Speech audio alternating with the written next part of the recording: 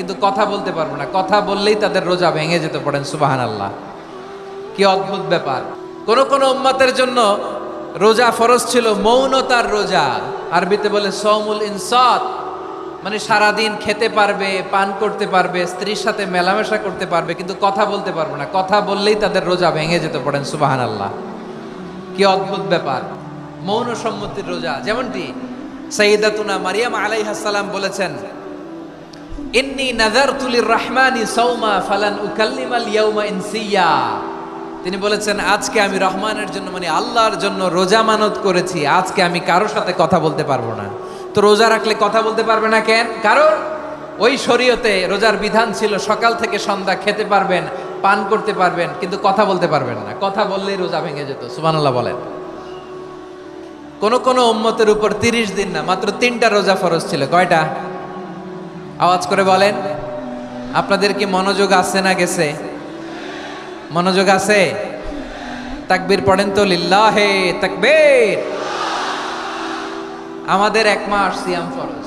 পূর্ববর্তী অনেক উম্মতের উপর 1 মাস ছিল না, 3টা ফরজ ছিল। কয়টা? প্রতি মাসের 13, 14, 15 ফরজ ছিল তাদের জন্য। কারো জন্য শুধু একটা, আশুরার রোজা। কোন কোন উম্মতের জন্য 10টা। তাহলে সব জাতিগোষ্ঠীর উপরে রোজা ফরজ ছিল, কিন্তু ধরনটা ভিন্ন ছিল। মজার ব্যাপার হচ্ছে, আপনি বর্তমানেও বিভিন্ন ধর্মের দিকে তাকান, বৌদ্ধ ধর্ম, হিন্দু ধর্ম, খ্রিস্ট ধর্ম, তাদের মধ্যেও রোজা আছে। ইংরেজরা, খ্রিস্টানরা এটাকে বলে ফাস্টিং। কি বলে? ফাস্টিং। আমাদের হিন্দু ভাইয়েরা বলে উপবাস। তারা কি বলে? উপবাস। আবার এখন আন্দোলনেরও একটা মাধ্যম হয়েছে এটা, না খেয়ে থাকা। এটারে বলে অনশন। এটারে কি বলে? অনশন ধর্মঘট। মানে আমাদের দাবি না মানলে আমরা খাবো না, রোজা রাখলাম। আছে না নাই? তারপরে আধুনিক বিজ্ঞান এটার একটা নাম দিয়েছে না খেয়ে থাকাকে, অটোফিজি। কি বলে? অটোফিজি। জাপানের এক চিকিৎসা বিজ্ঞানী এই অটোফিজির উপর গবেষণা করে সে নোবেল পেয়েছে। সুবহানাল্লাহ পড়বেন না? এজন্য আল্লাহ তাআলা আমাদের জন্য গোটা রমাদানে এই সিয়ামকে ফরজ করে দিয়েছেন। আওয়াজ করে বলেন আল্লাহু আকবার। রাব্বুল আলামিন বলেন, ইয়া আইয়ুহাল্লাযীনা আমানু কুতিবা আলাইকুমুস সিয়াম। সিয়ামকে তোমাদের উপরে ফরজ করা হয়েছে, কামা কুতিবা আলাল্লাযীনা মিন ক্বাবলিকুম, যেমনি তোমাদের পূর্ববর্তীদের উপর রোজা ফরজ করা হয়েছিল, লাআল্লাকুম তাত্তাকুন, যাতে করে তোমরা আল্লাহ সচেতন হতে পারো, যাতে করে তোমরা মুত্তাকি হতে পারো। লাআল্লাকুম তাত্তাকুন, যাতে করে আমরা আল্লাহ সচেতন হতে পারি, আল্লাহ কনসিয়াসনেস আমাদের মধ্যে গ্রো করে। এটা হচ্ছে রোজার prime objective, the prime objective of সিয়াম। অনেকে জিজ্ঞেস করলে অনেকে বলে রোজার মূল উদ্দেশ্য হচ্ছে না খেয়ে থাকা। না। অনেকে বলে গরিবদের কষ্ট অনুধাবন করা রোজার উদ্দেশ্য। না। রোজার উদ্দেশ্য কি? সিয়াম পালনের উদ্দেশ্য কি? এটা আল্লাহ তাআলা স্পষ্ট এই আয়াতের পেছনে বলেছেন যে লাআল্লাকুম তাত্তাকুন, যাতে করে তোমরা আল্লাহ সচেতন হতে পারো, আল্লাহ ভীতি তোমাদের মধ্যে গ্রো করে, গড কনশাসনেস, আল্লাহ কনশাসনেস, আল্লাহ সচেতনতা যেন বাড়ে, দ্য সেন্স অফ অ্যাকাউন্টেবিলিটি। আল্লাহর সুপ্রিম কোর্টের কাঠগড়ায় এ দুনিয়াতে আমি যাই করলাম তার সব কিছু যে পাই টু পাই হিসাব দিতে হবে, এই sense, to enhance the sense that what ever we do Allah is watching me. আপনি যাই করেন কেউ দেখে না, কিন্তু দেখে কে? শুরুতেই তো জিজ্ঞেস করেছিলাম যে কেউ যেটা দেখে না সেটা দেখেন কে? কেউ যেটা শোনে না সেটা শোনেন কে? এর নাম হচ্ছে লাআল্লাকুম তাত্তাকুন, যাতে করে তোমরা আল্লাহ সচেতন হতে পারো, আল্লাহ ভীরু হতে পারো। দুনিয়ার কেউ দেখে না, কিন্তু আল্লাহ দেখে। এটাই রোজার মূল শিক্ষা। আমার প্রিয় ভাইরা, আপনি লুকিয়ে লুকিয়ে ঘরের ভেতরে অন্যায় করেছেন, পাপ করেছেন, আপনার বাবা দেখে নাই, মা দেখে নাই, স্ত্রী দেখে নাই, কিন্তু দেখেছে কে? আল্লাহর চোখ ফাঁকি দেয়া যায়? আচ্ছা, বুঝে থাকলে বলেন তো, সিসি ক্যামেরার চোখ ফাঁকি দেয়া যায় কি যায় না? পুলিশের চোখ, র্যাবের চোখ, বিমানবন্দরে কাস্টমস অফিসারের চোখ, কিন্তু আমার আল্লাহর চোখ? সবাই বলেন, আল্লাহর চোখ ফাঁকি দেয়া যায়? এই সেন্সটা নিয়ে আসা নিজের মধ্যে, আমি what ever I do Allah is watching me, যাই করি আল্লাহ দেখে। লাআল্লাকুম তাত্তাকুন। রমাদানের রোজা, ইফতারি, সিয়াম, ইবাদত সব কিছুর মধ্য দিয়ে আপনাকে খেয়াল করতে হবে যে লাআল্লাকুম তাত্তাকুন, এই স্ট্যান্ডার্ড এটা অ্যাচিভ হচ্ছে কিনা আমাদের, যাতে করে তোমরা মুত্তাকি হতে পারো, আল্লাহ ভীরু হতে পারো। তাকওয়া, এটা হচ্ছে the essence of Islam. What is তাকওয়া? তাকওয়া মানে কি? তাকওয়ার সংজ্ঞা অনেকে অনেকভাবে দিয়েছেন।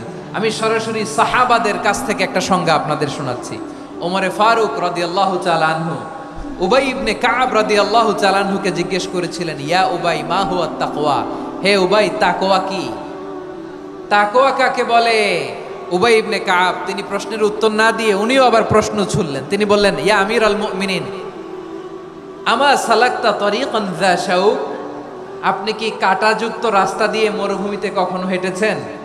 যে রাস্তার চারদিকে ক্যাকটাস, গুলমলতার কাঁটা, হেঁটেছেন?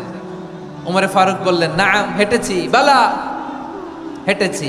কাইফা আমিলতা, কিভাবে হেঁটেছেন? ওমরে ফারুক বললেন, শাম্মারতু ওয়াজতাহাতু, আমি আমার জামা, জুব্বা আর চাদর আটোসাটো করে গায়ের সাথে এমন ভাবে মিলিয়ে রেখেছি, এমন সাবধানে হেঁটেছি যাতে করে মরুভূমির ক্যাকটাসের গুলমলতার কাঁটা আমার গায়ে বিঁধে না যায়। উবাই ইবনে কাব বললেন, ফাযালিকা হুয়া তাকওয়া, আরে তাহলে আপনি তো ঠিকই জানেন তাকওয়া মানে কি, এটাই তো তাকওয়া। ওই রাস্তা দিয়ে যেভাবে হেঁটেছেন, পুরো দুনিয়ার জিন্দেগিটা এইভাবে সাবধানে চলার নামই হচ্ছে তাকওয়া। চিল্লায় বলো ঠিক কিনা? এই দুনিয়াতে পাপ পঙ্কিলতা থাকবে, শয়তানির হাতছানি থাকবে, অপরাধ প্রবণতা থাকবে, নফসের খায়েশ থাকবে, অন্যায়ের হাতছানি থাকবে।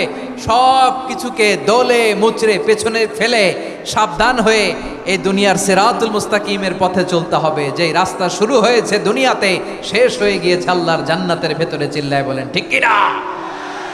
আমার প্রিয় চাঁপাইনবাবগঞ্জের ভাইয়েরা, এটার নামই তাকওয়া।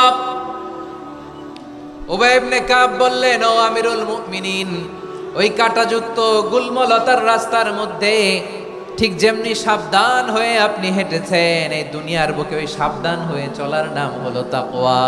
সুবহানাল্লাহ। তাহলে তাকওয়া কারে বলে? আমার চাঁপাইনবাবগঞ্জের কলিজার টুকরা ভাইয়েরা, বুঝতে পারছেন আপনারা?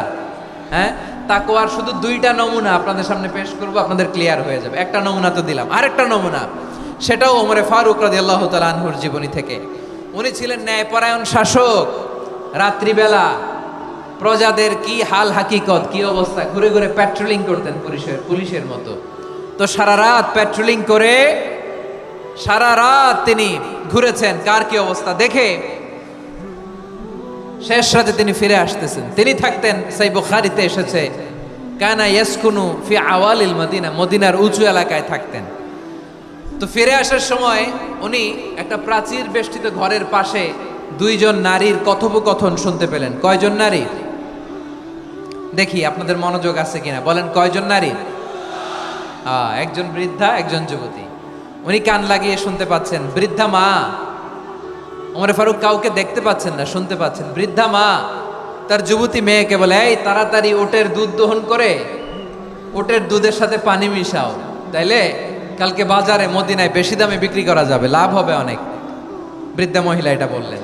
যুবতী মেয়ে উত্তরে বলে, মা আপনি জানেন না আমিরুল মুমিনিন খলিফাতুল মুসলিমিন ওমরে ফারুক দুধে পানি মিশানোকে দণ্ডনীয় অপরাধ বলে ঘোষণা দিয়েছে, জানেন না? এবার বৃদ্ধা মহিলা বলে, আরে পাগলি, এই ভোর রাতে আমিরুল মুমিনিন ওমরে ফারুক আসবে কোত্থেকে? উনি আসবে কোত্থেকে? ওনার পাইক পেয়াদা সিকিউরিটি আসবে কোত্থেকে? কেউ দেখবে না। আরে কেউ দেখবে না, তাড়াতাড়ি দুধের সাথে পানি মেশাও।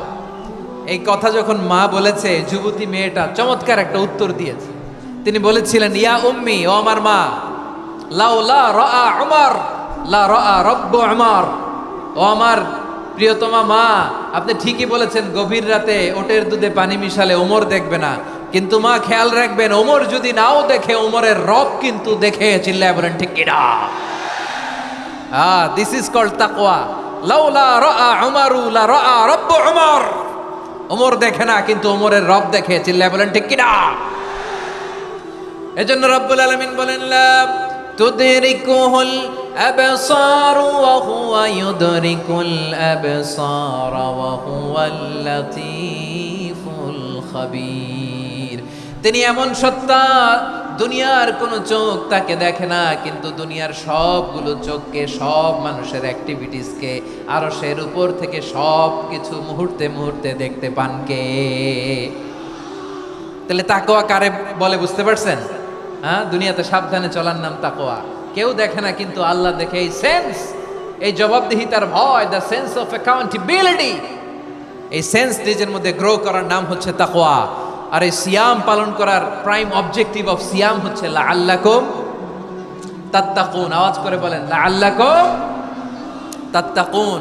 আমার প্রিয় ভাইয়েরা, এই আসন্ন রমাদান এটা এমন এক বরকতের মাস, যে মাসে আমরা নিজেদের নাফসের উপর নিয়ন্ত্রণ প্রতিষ্ঠা করি। সারা বছর নাফস আমাদেরকে নিয়ন্ত্রণ করে, আর রমাদানে আমরা নাফসকে নিয়ন্ত্রণ করি। কথা বুঝতেছেন?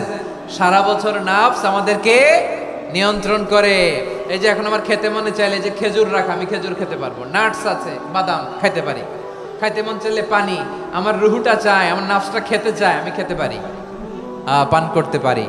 বিবাহিতরা দিনের বেলায় স্ত্রীর সাথে মেলামেশা করতে চাইলে করতে পারে, কিন্তু রমাদানে দিনের বেলায় খেতে মনে চায়, কিন্তু আমরা খাই। আমার প্রবৃত্তি খেতে চায়, কিন্তু প্রবৃত্তির কথা আমরা শুনি, কথা কয় না। রমজানে খেতে মন চাইলে আমরা খাই, তৃষ্ণায় গলা ফেটে যায়, গলার ছাতি ফেটে যায়, কিন্তু এক ঢোক পানিকে আমরা গিলি। বিবাহিতরা দিনের বেলা স্ত্রীর সাথে কি মেলামেশায় যায় না? তার মানে সারা বছর নফস আমাদেরকে নিয়ন্ত্রণ করে, আর রমাদানে এই নফসের উপর আমরা নিয়ন্ত্রণ প্রতিষ্ঠা করি। নফসের লাগাম আমরা রমাদানে টেনে ধরে, চিল্লায় বলেন ঠিক কিনা? এজন্য আমার প্রিয় ভাইয়েরা, নফসের উপর নিয়ন্ত্রণ নিতে চাইলে রমাদানের রোজার কোনো বিকল্প নাই। এটা এমন মাস যে মাসের ফজিলতেরও কোনো শেষ নাই। এই মাসকে বলা হয় দ্য মান্থ অফ হোপ। এটা আশা জাগানিয়া মাস। রমজানের কথা শুনলেই আশা জাগে না হৃদয়ে? হ্যাঁ, ইদা জা রমাদান ফুতিহাত আবওয়াবুস সামা ওয়া গুল্লিকাত আবওয়াবু জাহান্নাম ওয়া সুফিদাতিশ শায়াতিন। রমাদান আসলে আকাশের দরজাগুলো খুলে দেওয়া হয়, মানে জান্নাতের। জাহান্নামের দরজাগুলোকে লক করে দেওয়া হয়, শয়তানকে চেইন আপ করা হয়। ইবাদত করলে শুধু করতেই মনে চায়, চিল্লায় বলেন না সুবহানাল্লাহ। রমজানে ইবাদতে যেই মজা পাওয়া যায়, সারা বছর অন্য কোনো মাসে এই মজা আপনি পান? আমার চাঁপাইনবাবগঞ্জের ভাইরা আওয়াজ করে বলেন না, রমজানে ইবাদতে যেই মজা অন্য মাসে এটা পান? কারণ রমজানে ইবাদত করলে সওয়াবও বেশি, ইবাদতের একটা পরিবেশ থাকে, ঠিক কিনা বলেন? অন্য মাসে ইবাদত করলে এর সওয়াব পাওয়া যায় গাণিতিক হারে, রমজানে ইবাদত করলে সওয়াব বাড়তে থাকে জ্যামিতিক হারে। সুবহানাল্লাহ কইবেন না? অন্য মাসে সওয়াব বাড়ে গাণিতিক হারে, রমাদানে ইবাদত করলে সওয়াব বাড়ে কিভাবে জ্যামিতিক হারে বাড়ে দেখেন। রমাদানে একটা নফল করলে ফরজের সমান সওয়াব, একটা ফরজ করলে 70 থেকে 700 গুণ সওয়াব। রমজানে উমরা করলে হজের সমান সওয়াব। সুবহানাল্লাহ নাই? দ্য মান্থ অফ হোপ, আশা জাগানিয়া মাস। এই মাস আমাদেরকে হোপফুল করে, আশাবাদী করে। রমাদান যেমনি দ্য মান্থ অফ হোপ, আশা জাগানিয়া মাস, এট দ্য সেম টাইম এই রমাদান হচ্ছে মান্থ অফ ওয়ার্নিং, একটা ওয়ার্নিং এর মাস। নবী যেমনি আশা জাগাইছে, আবার ওয়ার্নিং দিয়েও গেছে, খবরদার